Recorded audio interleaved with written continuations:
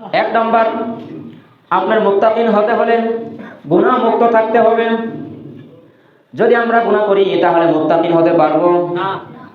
যদি গুনাহ করি কখনো আমরা মুত্তাকিন হতে পারবো না। এজন্য গুনাহ থেকে বিরত থাকতে হবে। আল্লাহ তাআলা বলেন, তোমরা মুত্তাকিন হওয়া যদি তোমরা রোজা রাখো, কিন্তু রোজা রাখলে কোনো গুনাহের কাজ করা যাবে না। যদি আপনি রোজা রেখে কোনো গুনাহের কাজ করেন, আপনার রোজার নামক যে ঢাল, এই ঢালটা ছিদ্র হয়ে যাবে। ছিদ্র হয়ে যাওয়ার কারণে আপনার ঢালের শক্তি কমে যাবে।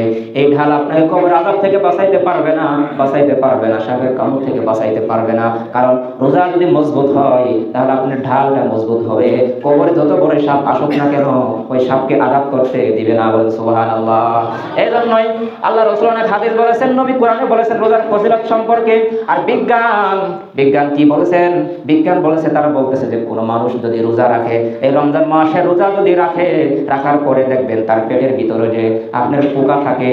আপনার যে ভাত খাই আমরা, যে খাদ্য গ্রহণ করি, এই খাদ্যকে হজম করার জন্য আল্লাহ পাক রব্বুল আলামিন পেটের ভিতরে কিছু মাখলুক দিয়েছেন, পোকা। এই পোকাগুলো আপনার আমার খাদ্যগুলো হজম করে। আর এই পোকাগুলো এত শক্তিশালী, আপনি যাহাই খান না কেন সমস্ত কিছু হজম করে পায়খানা রাস্তা দিয়ে বাহির করে দিয়ে। বলেন সুবহানাল্লাহ। এক মাখলুকের খাদ্য আরেক মাখলুকে হজম করে দেয়। বলেন সুবহানাল্লাহ। এই মাখলুকটি কেমন? এই পোকাটি কেমন? তারা 4 ঘন্টা না খেয়ে থাকতে পারে।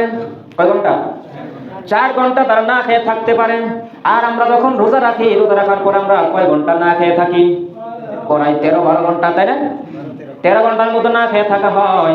আর ওই পেটের যে পোকা আছে, এই পোকাগুলো 4 ঘন্টা না খেয়ে থাকতে পারে। আপনি যখন সারাদিন খান না, আমরা যখন খাই না, রোজা রাখি, ওই পোকাগুলো তো না খেয়ে থাকে, তারা 4 ঘন্টা না খেয়ে থাকে। বিজ্ঞান সায়েন্সে বলতেছে যে ওই পোকাগুলো 4 ঘন্টা যখন পার হয়ে যায়, তাদের আর ভালো লাগে না, তখন তারা কি খাইবে? আর তখন তারা আপনার পেটের ভিতরে, আপনার আমার পেটের ভিতরে যে কোষ থাকে, নালা রস আছে কি নাই, এই কোষগুলো ওই পোকাগুলো চেটে চেটে খায়। বিজ্ঞান বলতেছে ওই কোষগুলো খাওয়ার কারণে আপনার শরীরে যে কিছু রোগ ব্যাধি আছে এগুলো দূর হয়ে যায়। বলেন সুবহানাল্লাহ। এই কোষগুলো আপনার ওই পোকাগুলো 4 ঘন্টা পরে যখন তারা থাকতে পারে না, ওই কোষগুলো তারা খায়। ওই খাওয়ার কারণে আপনার আমার শরীরের ভিতরে যে কিছু রোগ আছে, এই রোগগুলো দূর হয়ে যায়। দেখবেন রমজান মাসে মানুষ অসুস্থ কম হয় কি হয় না? কথা হয় কি হয় না? হয়। বিজ্ঞান আর কোরআনের কথা কি মিলে যায়? তার কোরআন দিয়ে তারা কি রিসার্চ করে, গবেষণা করে। এই জন্য দেখবেন রমজানে অনেক মানুষের অসুখ বেশি কম হয়। যাদের গ্যাস আসে রমজানে গ্যাস হয় না, এত বাজা পোড়া খায়, এরপরেও কি তাদের কোনো গ্যাস হয় না? সুবহানাল্লাহ। এই পোকাগুলো আপনার পেটের যে কোষগুলো আছে, তারা কি যখন খায়, খাওয়ার কারণে আপনার শরীরের রোগ ব্যাধি কমে যায়। বলেন সুবহানাল্লাহ। এজন্য রোজা রাখতে হবে কি হবে না? যতই কষ্ট হোক রোজা রাখতে হবে। এজন্য ভাইরা, রমজান মাস ইবাদতের মাস। এই মাসে আমরা বেশি বেশি করে ইবাদত করব। কিন্তু ইবাদত করতে গেলে দেখা যায় অনেক মসজিদে ঘটনা ঘটে। এটা আমার দায়িত্ব বলা, আমি বলবো আপনাদের মানার দায়িত্ব। এই যে বর্তমানে দেখেন আমাদের মসজিদে, অনেক মসজিদে এই রিপোর্ট আছে যে মসজিদে বাচ্চারা ডিস্টার্ব করে। আছে না? সব মসজিদে আছে। বাচ্চারা কি করে? ডিস্টার্ব করে। বাচ্চারা যে ডিস্টার্ব করে, তাদেরকে তখন কি করতে হবে? মসজিদ থেকে বাহির করে দিতে হবে, নাকি তাদেরকে বোঝায় রাখতে হবে? এখন আসেন আমার নবী হুজুর পাক সাল্লাল্লাহু আলাইহি সাল্লাম, তিনি একদিন মসজিদে নববীতে তিনি নামাজ পড়তেছেন। হুজুরের যে ঘর ছিল, আম্মা আয়েশা সিদ্দিক রাদিয়াল্লাহু আনহা যে ঘর ছিল, ওই ঘর আর মসজিদে নববী পাশাপাশি। মসজিদে নববী আর হুজুরের ঘর থেকে মসজিদে নববী দেখা যাইত, এরকম দূরত্ব ছিল। একদিন হুজুর পাক সাল্লাল্লাহু আলাইহি সাল্লাম সাহাবাদেরকে নিয়ে মসজিদের ভিতরে নামাজ পড়তেছেন। নামাজ পড়ার অবস্থায় বিশ্বনবী সাল্লাল্লাহু আলাইহি সাল্লাম তিনি সিজদায় গেছেন। সিজদায় যাওয়ার পরে হাসান আর হুসাইন দুই ভাই তার ঘরের ভিতরে ছিল। তারা নানুর বাড়িতে বেড়াইতে আসছে। আসার পরে একটু ছোট থাকতে দুষ্টামি করে, মানুষ করে কি করে না? বাচ্চারা তো দুষ্টামি করে। তখন হাসান আর হুসাইন তারা দুই ভাই দৌড়ায় এসে বিশ্বনবী তিনি সিজদায় ছিলেন, নামাজ পড়তেছেন, বিশ্বনবীর ঘাড় ধরে বিশ্বনবীর উপরে তারা বৈশা পড়ছে। বলেন সুবহানাল্লাহ। বিশ্বনবীর সাল্লাল্লাহু আলাইহি সাল্লামের পিঠের উপরে তারা দুই ভাই পড়ছে, ঘোড়ার মতো পড়ছে, বৈশা ঘুম ঘুম অনেক কথা বলতেছে।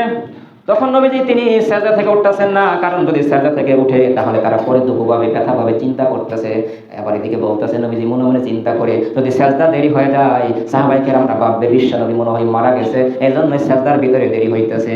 এটা আপনার আমার মতো সাহাবা না, তারা সিজদা থেকে উঠে দাঁড়াবে না। যদি আমরা একটু দেরি করি তাহলে দেখবেন পিছনে গলা হাসা দেখে দেয় না, একটু দেরি হইলে গলা হাসা দেয়। এরকম সাহাবী তারা না, নবীর সাহাবী বিশ্বনবী সাল্লাল্লাহু আলাইহি সাল্লাম সিজদায় গেছেন, তার দুই নাতিন তার পিঠের উপরে উঠে ঘোড়ার মতো বৈশা রয়েছে আর দুষ্টামি করতেছে। নবীজি তার হাতখানা তিনি বাইর করতেছে, তার নাতিকে নামিয়ে দিবে, হাসান আর হুসাইনকে গাড় থেকে নামিয়ে দিবে। অমনি জিবরাইল আসছে, জিবরাইল আইসা বলতেছে, ইয়া রাসূলুল্লাহ, ইয়া হাবিবাল্লাহ, হাসান আর হুসাইনকে গাড় থেকে নামায়েন না। এই হাসান হুসাইন যে আপনার গাড়ির ভিতরে বসছে, এই বসার কারণে আমার আল্লাহ আমাকে পাঠিয়ে দিয়েছে, আপনাদের নামাজ কবুল হয়ে গেছে। বলেন সুবহানাল্লাহ। সুবহানাল্লাহ আসতে বলে কি চলবে? ডাইনে বামে সবাই এখন ঘুমাইতেছে মানুষ। নবীর গাড়ির উপরে বসে বসার কারণে নামাজে দুষ্টামি করতেছে। আল্লাহ রাগ হয় নাই, ফেরেশতা রাগ হয় নাই, সাহাবী রাগ হয় নাই, নবী রাগ হয় নাই। রাগ না হইয়া আল্লাহ পাক রব্বুল আলামিন জিবরাইলকে পাঠাইছেন, তাড়াতাড়ি যাও আমার নবীকে বলো হাসান আর হোসেনকে গাড় থেকে নামায় না, তাদেরকে গাড়ির উপরেই রাখো, কারণ এই যে দৃশ্য আমার কাছে ভালো লাগতেছে। সুবহানাল্লাহ, এই দৃশ্য আমার কাছে ভালো লাগতেছে, তাদেরকে নামায়েন না। নবীজি আর হাত বাড়ায় নাই, তিনি সেজদায় অবস্থায় আছেন। অনেকক্ষণ যখন চলে গেছে, চলে যাওয়ার পরে নবীজি চোখের পানি এসে আল্লাহর কাছে কান্না করতেছে, হাই হাই, আমার নবীর দুষ্টামি, আমার নাতিনের দুষ্টামি আল্লাহ পছন্দ করে, এই বলে চোখের পানি ছেড়ে কান্না করতেছে। এদিকে দুষ্টামি করতে বৈশা থাকতে থাকতে হাসান আর হুসাইন তারা দুই ভাই মিলে নবীর গাড়ি দিয়ে হাত দিছে, দাড়ি ধরতেছে। যখন দাড়ি ধরছে দেখে দাড়ির ভিতরে পানি, চোখ থেকে টুকটুক করে পানি পড়তেছে, দাড়ির ভিতরে পানি। তখন বলতেছে, ভাই আমার নানু কান্না করতেছে, মনে হয় কষ্ট পাইতেছে, তাড়াতাড়ি গাড় থেকে উঠে পড়বো। সুবহানাল্লাহ। তখন তারা গাড় থেকে উঠছে, ওটা যখন সাইডে বসছে, বসার পরে বলতেছে যে তোমরা আমার গাড় থেকে কেন নামলা, এটা তো আমার আল্লাহ পছন্দ করেছে। বলেন সুবহানাল্লাহ। তাহলে আমরা যে বাচ্চাদেরকে মসজিদ থেকে তাড়িয়ে দিতে চাই, ধমক দেই, আমরা তো ইতিহাস জানি না, এই জন্য এই কাজটা আমরা করি। বিভিন্ন মুসলিম কান্ট্রিতে দেখা যায়, ফেসবুক ইউটিউবে দেখা যায়, দেখবেন নামাজের সময় বিড়াল গাড়ে উঠতেছে, কিছু বাচ্চা পোলাপান নামাজের ভিতরে ছড়াইয়া ধরতেছে, ডিগবাজি মারতেছে, এরপরে তারা ধমক দেয় না। এটা বেজার হওয়ার কিছু না যদি ডিস্টার্ব হয়, কারণ সে তো মাসুম বাচ্চা, গুনাহ করে নাই, তাদের ওসিলাই আল্লাহ পাক আমাদের নামাজ কবুল করে নিতে পারে। এই জন্য বাচ্চাদেরকে ধমক দেব না, তারা দুষ্টামি করবে। আশরাফ আলী থানভী রহমাতুল্লাহ আলাইহি, তিনি ভারতবর্ষের বড় একজন আল্লাহর ওলি। আশরাফ আলী থানভী রহমাতুল্লাহ আলাইহির কাছে একজন মহিলা গেছিলেন, একটা ছোট বাচ্চা নিয়ে গেছে, একটু সহবত নেওয়ার জন্য গেছে।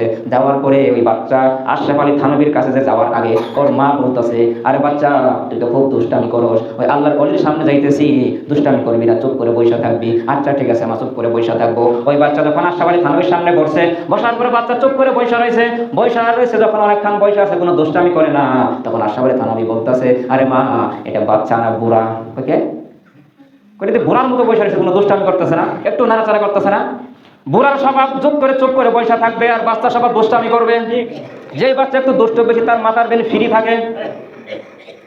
আশরাফ আলী থানভী বলতেছে যে বুড়ার স্বভাব চুপ করে বসে থাকা, আর বাচ্চার স্বভাব দুষ্টামি করা। এই জন্য বললাম এই বুড়া নাকি?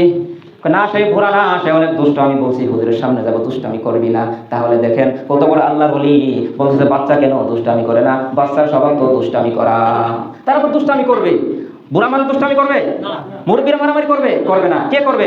বাচ্চা করবে। এখন তাদেরকে কি করবেন? আপনার বাসায় যদি আপনার 10টা সন্তান থাকে, তাদেরকে কিভাবে আপনি কন্ট্রোলে রাখবেন? দুষ্টামি করলে, চিল্লাচিল্লি করলে তাদেরকে কি সুন্দর করে, বাবা এই মা দুষ্টামি করো না, ব্যথা পাবো, এরকম কি কয় না, এরকম করে বুঝে তাদেরকে কি থামায় রাখতে হবে, মাঝখানে বসাইতে হবে। দেখেন ছোট বাচ্চা দুষ্টামি করছে, আল্লাহ খুশি হয়ে গেছে। বলেন সুবহানাল্লাহ। ওই যে হাসান আর হুসাইন নবীজির গাড় থেকে যখন নামলেন, নামার পরে হাসান আর হুসাইন নবীজির প্রশ্ন করতেছে, ও নানু এই যে তো সম্মান, তাহলে তুমি সম্মানী বেশি না আমরা দুই ভাই সম্মানী বেশি? হ্যাঁ, পেশ লাগাইছে না যে আপনি দামি বেশি না আমরা দামি বেশি? নবীজি বলতেছে, আমি তো শ্রেষ্ঠ নবী, আমি তো নবী, আমার দামি তো বেশি হওয়ার কথা। এদিকে উমর চাইতে গেছে, বেয়াদব, এত বড় কথা বললে আমার নবী সাথে ওদের দাম বেশি। তখন নবী বলতেছে, আর রুমর রাখো। রুমর তো মেজাজ তার গরম, বলতেছে আচ্ছা তুমি রাখো, কথা বললো না, দেখি কি বলে তারা। আচ্ছা বলো তো দেখি তোমরা কিভাবে আমার সাথে দামি? নবীজি বলতেছে, তার দুই নাতিকে বলতেছে, বলো দেখি কিভাবে তোমরা দামি? তখন বলতেছে, নানু বলেন দেখি আপনার নানুর নাম কি? হাসান আর হুসাইন প্রশ্ন করতেছে, ও নানু আপনার নানুর নাম কি? আমার নানুর নাম ওহাব জোহরি। আপনার নানু ওহাব জোহরিকে কই শুনেছিলেন? আর আমার নানা হযরত মুহাম্মদ সাল্লাল্লাহু আলাইহি সাল্লামকে কই শুনেছিলেন? বলে আল্লাহু আকবার, কই শুনেছিলেন? তখন বলছে, বাপ রে বাপ, এতটুকু বাচ্চা কি মাথায় বুদ্ধি। হ্যাঁ, আমার নানুর চাইতে তোমার নানুর দাম বেশি, তোমার নানু শ্রেষ্ঠ নবী। বলে সুবহানাল্লাহ। তখন বলতেছ, নানু এখন বলেন দেখি আপনার আব্বার নাম কি? সুবহানাল্লাহ। আমার আব্বার নাম কি? নবীর আব্বার নাম আব্দুল্লাহ। নাম কি? বলতেছে আমার আব্বার নাম আব্দুল্লাহ। আচ্ছা ঠিক আছে, আপনার আব্বাকে কই শুনেছিলেন? আপনার আব্বা আপনার হাতে কত নাম্বার মুসলমান? আর আমার বাবার নাম হচ্ছে হযরত আলী, আমার বাবা হচ্ছে যুবকদের ভিতরে সর্বপ্রথম মুসলমান হয়েছে, বলেন সুবহানাল্লাহ। আপনার বাবার দাম বেশি না আমার বাবার দাম বেশি? কার দাম বেশি? হ্যাঁ, হাসান হোসেন বাবার দাম বেশি, কারণ নবীর বাবা তো মুসলমান হয়ে মরে নাই, মুসলমান না হয়ে কি ইন্তেকাল করছে। তখন বলতেছ, নানু এখন বলেন দেখি আপনার মার নাম কি? কয় আমার মার নাম হচ্ছে আমেনা। আপনার মা আপনার হাতের কত নাম্বার মুসলমান? আর আমার মাকে চিনেন, ও ফাতিমা তো বিনতু সাইয়্যিদাতু নিসা আহলিল জান্নাহ ওয়াল হাসান ওয়াল হুসাইন সাইয়্যিদা শাবাবি আহলিল জান্নাহ। আমার মা হচ্ছে ফাতেমা, জান্নাতি মহিলাদের সরদার, বলেন সুবহানাল্লাহ। তাহলে আপনার মা আমেনার দাম বেশি না আমার মা ফাতেমার দাম বেশি? সুবহানাল্লাহ। তোমার মার দাম বেশি, তোমার মা জান্নাতি মহিলাদের সরদার। দেখেন তাদের কত বুদ্ধি, এই বুদ্ধিমত্তা কে দিছে? আল্লাহ দিছে। দেখেন তারা নামাজের ভিতরে নবীদের ঘাড়ের উপরে উঠছে, এরপরে কি আল্লাহ খুশি হয়ে গেছে। এই জন্যই ভাইয়ের আমার আপনাদের হাতে পায়ে ধরে বলবো, বাচ্চারা চিল্লাচিল্লি করে তার চেয়ে বেশি চিল্লাচিল্লি আমরা করি। ওরা যদি একটু হাসাহাসি করে নড়াচড়া করে, এমন ধমক মারি পুরা মুসল্লির মন নষ্ট করে দেয়, নামাজ থেকে বাইর করে দেয়। এটা করা যাবে না। তাদেরকে ছোট্ট ভাষায় ছোট্ট সামনে বোঝাইতে হবে, ওইভাবে রাখতে হবে। এটা দেখবেন বাইরে মুসলিম কান্ট্রিতে অভাব নাই, বাচ্চাদের জন্য একটা আলাদা বিল্ডিংই করছে, 2 তলা 3 তলা আছে, বাচ্চারা উপরে যাও, তোমরা যতবার দুষ্টামি করো সমস্যা নাই। ঢাকাও আছে এরকম, বাচ্চারা সব উপরে যায়, বাচ্চারা নিচে থাকে না। যাদের বাচ্চা আছে তারা ওই বাচ্চাদের তাদের গার্জেন বাচ্চারা নিয়ে কি উপরে তলায় চলে যায়, নিচ তলায় বসে না, কারণ দুষ্টামি করবে। এই জন্য তাদের সাথে রাগ হওয়া যাবে না, তাদেরকে বোঝায় রাখতে হবে। পারবো না ইনশাআল্লাহ? এই কথা তো বললাম, আপনার কি রাগ হয়েছেন নাকি? রাগ হয়েছে? রাগ হওয়া যাবে না, কারণ বাচ্চাদের দুষ্টামি আল্লাহ এই দুষ্টামিতে খুশি, কারণ তাদের কোনো গুনাহ নাই। তাদের ওসিলায় আমাদের নামাজ আল্লাহ তাআলা কবুল করতে পারে, বলেন সুবহানাল্লাহ। যে সকল আলোচনা হইল, আল্লাহ পাক রব্বুল আলামিন আমাদেরকে এই কথাগুলোর উপরে আমল করার তৌফিক দান করুন।